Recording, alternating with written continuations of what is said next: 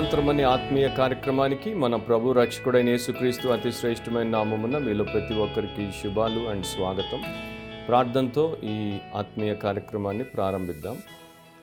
పరిశుద్ధుడు అయిన మా తండ్రి, మీ కుమారుడు మా రక్షకుడైన యేసుక్రీస్తుని బట్టి మీరు మమ్మను వెదకి రక్షించినందుకు మీ కృతజ్ఞతలు. ఆయనలో మాకు ఇచ్చిన ప్రతి ఆత్మీయ ఆశీర్వాదం కొరకు మీ కృతజ్ఞతలు. ఆయనలో, ఆయన ద్వారా మాకు నేర్పుతున్నటువంటి ప్రతి గొప్ప సత్యం కొరకు మీ కృతజ్ఞతలు. ఈ దినపు వాక్య పరిచర్య వినుచున్న ప్రతి ఒక్కరికి నిత్య మేలును కలిగించేదిగా చేయమని యేసు పవిత్ర నామమును అడిగి ప్రార్థిస్తున్నాం తండ్రి, ఆమెన్. ఈ మధ్య గత 5 ఏళ్లుగా భారతదేశంలో యవనస్తులు, యంగ్స్టర్స్ సడన్ హార్ట్ అటాక్స్కి గురై మరణించడం అనేది ఎక్కువైపోయింది. దాంట్లో చాలామంది ప్రముఖ నటులు ఉన్నారు and at the same time వ్యాపారవేత్తలు ఉన్నారు. October 29, 2021 Kannada super star Puneeth Rajkumar 46 సంవత్సరాలు జిమ్లో ఎక్సర్సైజ్ చేస్తున్నప్పుడు హార్ట్ అటాక్కి గురై చనిపోయాడు. తర్వాత సిద్ధార్థ్ శుక్ల, ఆయన కూడా ఒక ఫిట్నెస్ ఫ్రీక్, మంచి బాడీ బిల్డర్, 40 సంవత్సరాలు. ఆయన 2 సెప్టెంబర్ 2021లో హార్ట్ అటాక్కి గురై చనిపోయాడు. ఇప్పుడు ఇంకొక వ్యాపారవేత్త, యవన వ్యాపారవేత్త రోహన్ మిర్చందాని 42 సంవత్సరాలు. చాలామంది సూపర్ మార్కెట్స్లో ఎపిగామియా అనేటువంటి పేరుతో వచ్చేటువంటి గ్రీక్ యోగట్ అండ్ ఆ ప్రోడక్ట్స్ అన్నిటిని తింటారు. అండ్ ఆ వ్యవస్థాపకుడు సడన్గా హార్ట్ అటాక్ వచ్చి ఆయన చనిపోయాడు. దాని తర్వాత అంబరీష్ మూర్తి, ఈయన పెప్పర్ ఫ్రై, మన భారతదేశంలో అతి పెద్ద ఆన్లైన్ ఫర్నిచర్ మార్కెట్ ప్లేస్ అన్నమాట పెప్పర్ ఫ్రై. దాంట్లోనే మనకు కావాల్సినటువంటి ఫర్నిచర్ అంతా ఆర్డర్ చేసి కొనుక్కోవచ్చు. దేశం అంతా వారు సప్లై చేస్తారు. అండ్ మా ఆఫీస్లో కూడా వారికి సంబంధించినటువంటి వస్తువులు మేము కొని వినియోగించినవి ఉన్నాయి. సో దాన్ని స్థాపించినటువంటి కో-ఫౌండర్, CEO అంబరీష్ మూర్తి 51 సంవత్సరాలు. ఆయన 7th August 2023 sudden heart attack ద్వారా చనిపోయాడు. ఇక రాయల్ ఎన్ఫీల్డ్ అంటే బుల్లెట్ అంటాం చూడండి, మన దేశంలో రాయల్ ఎన్ఫీల్డ్ బుల్లెట్ బ్రాండ్ యొక్క ఆ కంపెనీ CEO, ఆయన పేరు రుద్రతేజ్ సింగ్, రూడీ అంటారు ఆయన్ని. ఆయన 42 సంవత్సరాలకి 2020లో హార్ట్ అటాక్ వచ్చి చనిపోయాడు. ఇట్లా చాలామంది ఉన్నారు. వీరందరూ కూడా చనిపోకూడనటువంటి వారు కానీ చనిపోయారు. పైకి వీరు ఆరోగ్యంగా కనపడుతున్నారు, వీరు యవనంలో ఉన్నారు, వీరు మంచి మంచి స్థితుల్లో ఉన్నారు, వీరు మంచి ఐశ్వర్యము, సంపద, పేరు అన్నీ కలిగి ఉన్నారు. కానీ పైకంతా బాగున్నా కూడా లోపల వారి యొక్క హృదయము బాగాలేదు, వారి యొక్క హార్ట్ బాగాలేదు, వారి గుండె బాగాలేదు. అక్కడ రుగ్మత, అక్కడ రోగం, అక్కడ లోపం ఉంది. కనుక వారు అనుకోలేదు, వారి కుటుంబీకులు అనుకోలేదు, ఎవరూ అనుకోలేదు. అకస్మాత్తుగా వారు హార్ట్ అటాక్కి గురై చనిపోయారు. సో పైకి కనబడదు, కానీ లోపల హార్ట్ ప్రాబ్లం ఉన్నప్పుడు ఎంతటి వాడైనా సరే హార్ట్ అటాక్ వచ్చినప్పుడు అట్లాగే పడి చచ్చిపోతాడు. అది చదివినప్పుడు ఈ మధ్య మళ్ళీ అట్లాంటి వారు ఇంకొంతమంది గురించి విన్నప్పుడు నాకు అనిపించింది ఏంటంటే, మా క్రైస్తవ లోకంలో కూడా ప్రపంచవ్యాప్తంగా ఆత్మ సంబంధమైనటువంటి హార్ట్ అటాక్లకు గురై చచ్చిపోతున్నటువంటి వారు కూడా చాలామంది ఉన్నారు. పైకి చాలా భక్తిగల వారి వలె కనపడతారు, పరిశుద్ధంగా కనబడతారు, ప్రార్థనా పరులుగా కనపడతారు, రకరకాలుగా కనపడతారు. కానీ లోపల వారి యొక్క హృదయము సరిగ్గా లేదు, వారి హృదయంలో ఉండాల్సినటువంటి పరిస్థితి సరిగ్గా లేదు, వారి హృదయంలో ఉన్నటువంటి పోకడలు సరిగ్గా లేవు. కనుక వారు హార్ట్ అటాక్లకి గురై వారు కూడా మరణిస్తున్నారు. అప్పటి నుండి ప్రపంచంలో, భారతదేశంలో ప్రతి సంవత్సరం యాన్యువల్ హెల్త్ చెకప్స్ చేయించుకునేవారు ఎక్కువైపోయారు. ఈ మధ్య కాలంలో యవనస్తుల్లో చాలామంది హార్ట్ చెకప్ కూడా ప్రతి సంవత్సరం ఒకసారి చేయించుకోమని డాక్టర్లు చెప్పడం, వీళ్ళు కూడా చేయించుకోవడం ఎక్కువైపోయింది. హార్ట్కి సంబంధించినటువంటి రోగాలు ఎక్కువైపోయాయి. సో ఆ ప్రకారము భౌతికంగా మనము చూస్తే ఎట్లాంటి పరిస్థితో, ఆత్మీయంగా చూస్తే కూడా అట్లాంటి పరిస్థితే. సో వారు మంచి బలమైన భక్తుల్లాగా కనపడతారు, కానీ వారికి బలహీనమైన హృదయం.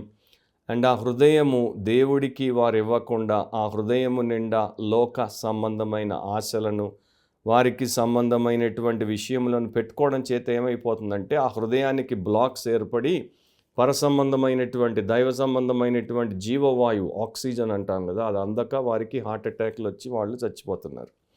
బైబిల్‌లో నాకు ఒక వచనం ఎప్పుడు గుర్తుంటుంది. అండ్ అది భయపెట్టే వచనము. దాంతో పాటు అది హెచ్చరిక వచనము అండ్ కనువిప్పును కలిగించేటువంటి వచనము. అది మనకి గొప్ప విడుదలను కూడా కలిగించేటువంటి వచనము. ఇర్మియా గ్రంథం 17వ అధ్యాయము 9వ వచనం. కాబట్టి నేను 9, 10 2 వచనాలు చదువుతాను. జెరమాయా చాప్టర్ 17 వర్సెస్ 9 and 10. హృదయము అన్నిటికంటే మోసకరమైనది, అది ఘోరమైన వ్యాధి గలది, దాన్ని గ్రహింపగలవాడెవడు? ఒకని ప్రవర్తనను బట్టి వాని క్రియల ఫలము చొప్పున ప్రతీకారము చేయుటకు యెహోవాను నేను హృదయమును పరిశోధించువాడను, అంతరింద్రియములను పరీక్షించువాడను. సో హృదయం అన్నిటికంటే మోసకరమైనది, అది ఘోరమైన వ్యాధి గలది, దాన్ని గ్రహింపగలవాడెవడు?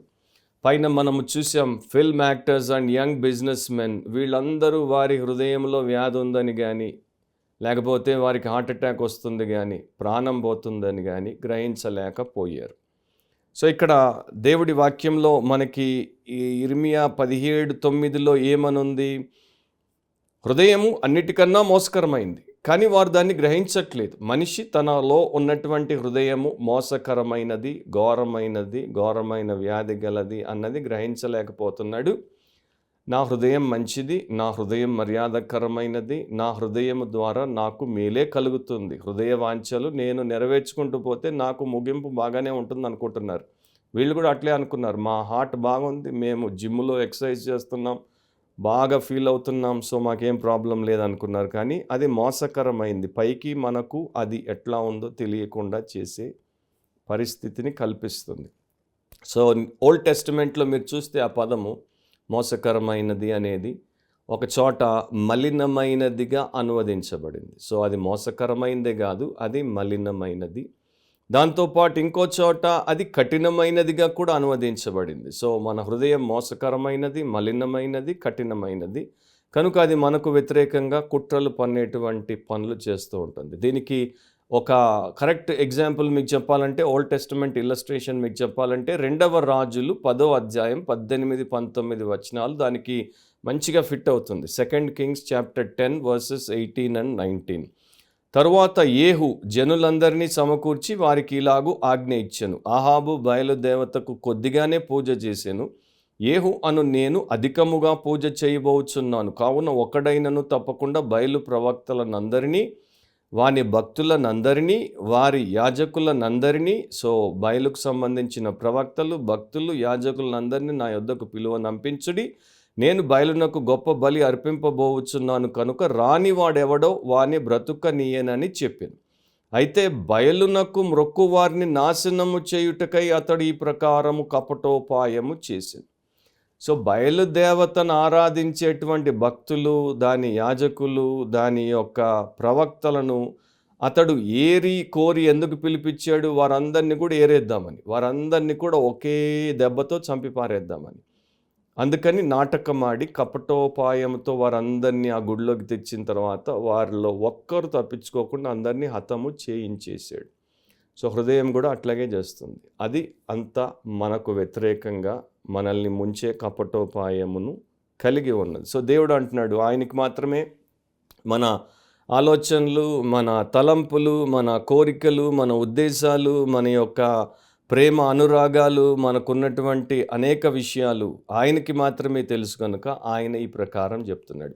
సో ఒక్క మాటలో మానవ హృదయము గురించి దేవుడి వాక్యంలో నేర్పబడుతున్నటువంటి సత్యమును మనము గ్రహించాలి అంటే 7 విషయాలు చెప్తాను ఒక్కొక్క మాట. మొదటిది, ఆ హృదయము నిలుకడ లేని హృదయం. నిలుకడ లేని హృదయం అంటే దానికి కన్సిస్టెన్సీ అనేది లేదు. ఈరోజు ఒక రకంగా, రేపు ఒక రకంగా ఉంటుంది. రెండవది, నెమ్మది లేని హృదయం. దుష్టునికి నెమ్మది ఉండదు, దుష్ట హృదయానికి నెమ్మది ఉండదు. మూడవది, నమ్మదగని హృదయం. ఈరోజు ఒక మాట, రేపు ఒక మాట అయితే ఎవరు నమ్ముతారు? ఎట్లా నమ్ముతారు? ఎందుకు నమ్మాలి? నాలుగవది, నీచమైన హృదయం. ఎంత దిగజారిపోతుందో ఎవరు గ్రహించలేరు. ఐదవది, నాసిరకపు హృదయం. దానికి నాణ్యతే లేదు. ఆరవది, నికృష్టమైన హృదయం. అది చేసే పనులు ఎవరు కూడా పసికట్టలేనివి. అండ్ ఇవన్నీ ఉన్నాయి కనుక అదేమవుతుందంటే నాశనకరమైన హృదయం. గుర్తుపెట్టుకోండి 7. మళ్ళోసారి రిపీట్ చేసి విని చూసుకుని మీ హృదయం ఎట్లా ఉందో చూసుకోండి. సో ఇట్లాంటి హృదయాన్ని ఎవరు పరిశీలన చేయాలి? ఇప్పుడు మనకి హార్ట్ ప్రాబ్లం వస్తే మనము డయాబెటాలజిస్ట్ దగ్గరికి పోము, ఆర్థోపెడిషియన్ దగ్గరికి పోము, ఆప్థల్మాలజిస్ట్ దగ్గరికి పోము, కార్డియాలజిస్ట్ దగ్గరికి పోతాం. సో అట్లాగే మానవుడి యొక్క హృదయానికి ఉన్న అసలైనటువంటి సమస్య, ఆత్మ సంబంధమైన సమస్యకి దేవుడొక్కడే రియల్గా సరైనటువంటి ఎగ్జామినర్. ఆయనే మంచి డాక్టర్. సో ఆయన ఏం చేస్తున్నాడు ఇక్కడ, ఒకని ప్రవర్తనను బట్టి వాని క్రియల ఫలము చొప్పున ప్రతీకారము చేయుటకు యెహోవా అను నేను హృదయమును పరిశోధించు వాడను, అంతరింద్రియములను పరీక్షించు వాడను. హృదయంలో ఉన్న సమస్తాన్ని, అంతరింద్రియాలను ఆయన పరీక్షించి ఆయన అది ఎట్లా ఉంది అనేది చూస్తాడు. అండ్ అందరి హృదయం మోసకరమైనది, ఘోరమైన వ్యాధి గలది, దాన్ని గ్రహింపగలవాడెవడు అన్నాడు. సో ప్రతి హృదయాన్ని దేవుడు ఆయన దగ్గరికి ఆ మనిషి వచ్చి తన హృదయంలో ఉన్న పాపాన్ని గుర్తించి పశ్చాత్తాపడి పాపం ఒప్పుకొని విడిచిపెడితే, మారుమనసు పొందితే, యేసుక్రీస్తునందు విశ్వాసం ఉంచితే, ఆయన సిలువలో నా స్థానాన్ని తీసుకున్నాడు, నా కొరకు ఆయన బలియాగమయ్యాడు, ఆయన రక్తము కార్చాడు, చనిపోయాడు, సమాధి చేయబడ్డాడని నమ్మితే ఆయన ద్వారా నేను రక్షించబడతాను అని ఆయన్ని ఆశ్రయిస్తే రక్షించబడతాడు. ఒకసారి ఒక దేవుని సేవకుడు ఒక ధనికుడి ఇంటికి వెళ్ళాడు. ధనికుడి ఇంట్లో భోజనం అయిన తర్వాత తోటమాలి తోటలోకి తీసుకెళ్ళాడు. తోటలో తిరుగులాడుతున్నప్పుడు తోట చాలా పెద్దది, అందమైన తోట. అండ్ అక్కడ కొన్ని వరుసలు క్రిసాంతమమ్స్ అంటారు, అదో రకమైన చక్కని అందమైనటువంటి పుష్పం.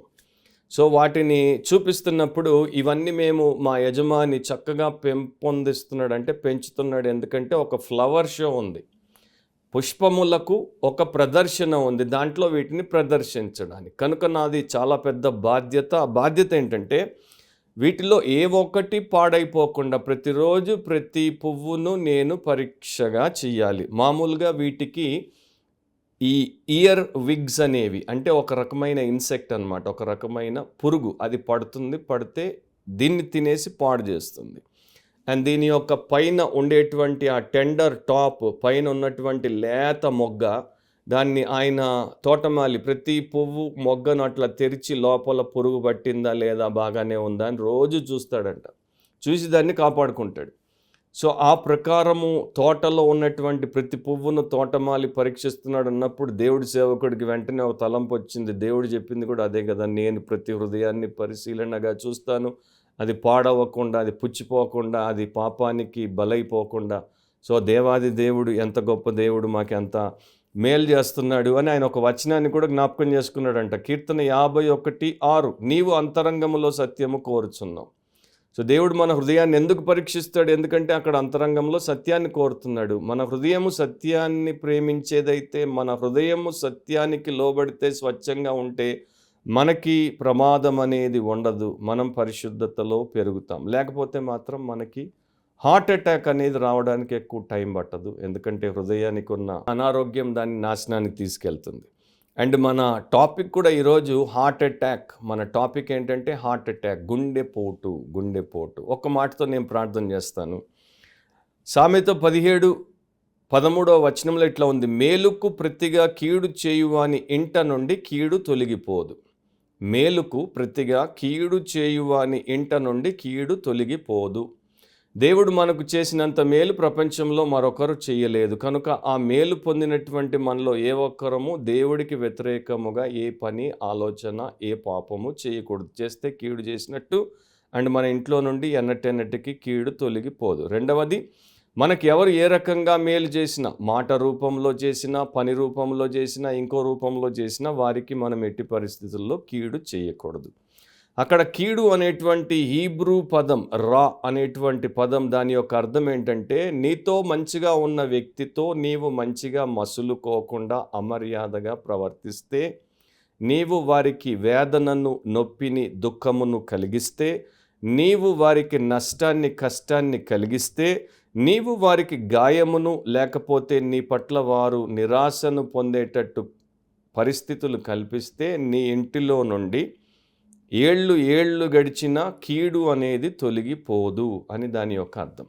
దాన్ని బట్టి చూస్తే నాకు అనిపించింది, చాలామంది హృదయం సరిగ్గా లేదు, దేవుడితో సత్సంబంధం లేదు, మనుషులతో సత్సంబంధం లేదు. కనుక వారింట్లో, వారి హృదయంలో వారు అనుభవించకూడనటువంటి కీడును అనవసరంగా అనుభవిస్తున్నారు. ఆ దుస్థితిలో ఏ ఒక్కరు ఉండకుండా అందరూ దాంట్లో నుండి బయటికి రావడానికే ప్రభు అయిన యేసుక్రీస్తు ద్వారా తండ్రి అయిన దేవుడు మనకు గొప్ప ఏర్పాటును చేశాడు. సో మరొకసారి గుర్తుపెట్టుకుందాం, పైకి బాగానే కనపడవచ్చు, కానీ లోపల హృదయం బాగా లేదు, గుండె బాగా లేదంటే హార్ట్ అటాక్ రావడానికి, గుండెపోటు రావడానికి పెద్ద సమయము పట్టదు. అది ఎప్పుడు పొంచి ఉన్న ప్రమాదం. దాంట్లో నీవు, నీ ఇంటివారు, నీ సంఘం ఎట్టి పరిస్థితుల్లో ఉండకుండా జాగ్రత్త పడుదువుగాక. ఆమేన్.